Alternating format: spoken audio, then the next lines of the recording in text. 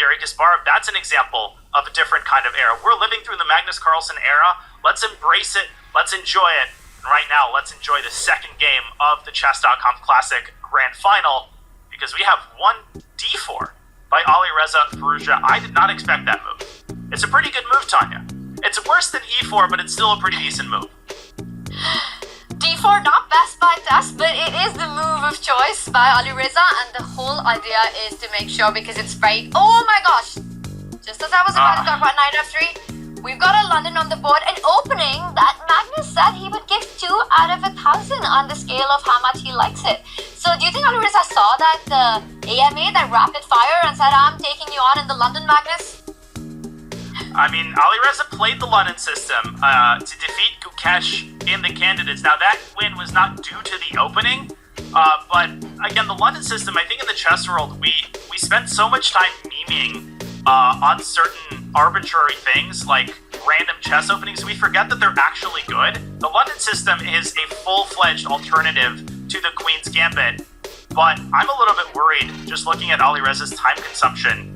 This is still very much a well-known position. The move c3, I think, is considered principled. You can also play knight c3 and transpose into a Jababa London, but we do see c3 by Alireza, and f6. Magnus clearly showing that his intentions are anything but peaceful in this game.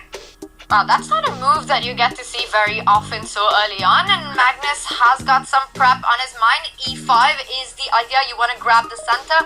Alireza stops it, but the point with f6 is, right, you've taken up a key square for your knight to develop, and now you say f, you've got to say g. There's no backing out. Magnus Carlsen has to go all out with this plan. Having said Peter, you have to say Paul. Or having said Alireza, you have to say Magnus. g5, very, very typical approach.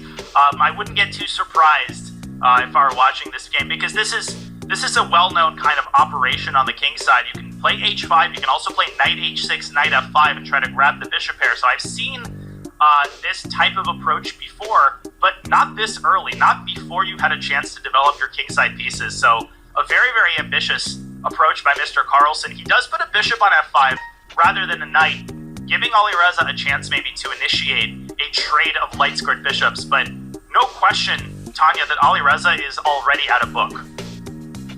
And no question that Magnus, well, he said F, he said G. I think we're going to see the H pawn as well. I'm expecting H5 at some point to happen in this game before that knight comes out. And having said that, Daniel,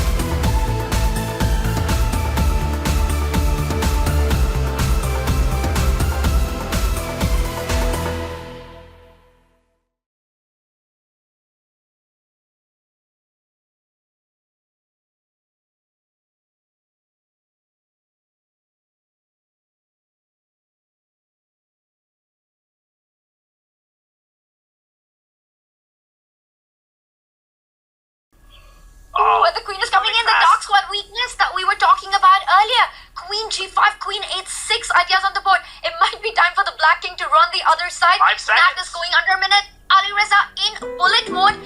But Magnus should be getting checkmated now. How is he surviving this? And Magnus's king has superpowers. It's impossible to bring it down. Now, queen takes c4 is probably a draw. If you take the knight, Alireza will have a perpetual check, much like Magnus did in the previous game, but Magnus is playing for a win. What a gutsy call. 2 seconds for Firouzja, keeping the queens on the board. Oh my goodness. Pandemonium. This is still a fight for all 3 results. I'm not sure what's going on anymore. It feels like the Black King is absolutely safe, surrounded by its own armies. The pawn structure for Black is doing a great job of saving that king. And right now, Magnus has extra material, but he's walked into a Oh my gosh, there was a win there. I have no idea what it was. 2 seconds. Alireza made his move with 0.4 seconds. But Magnus at this point is just making 1-move threats, hoping that Alireza panics with his mouse. Rook to d4.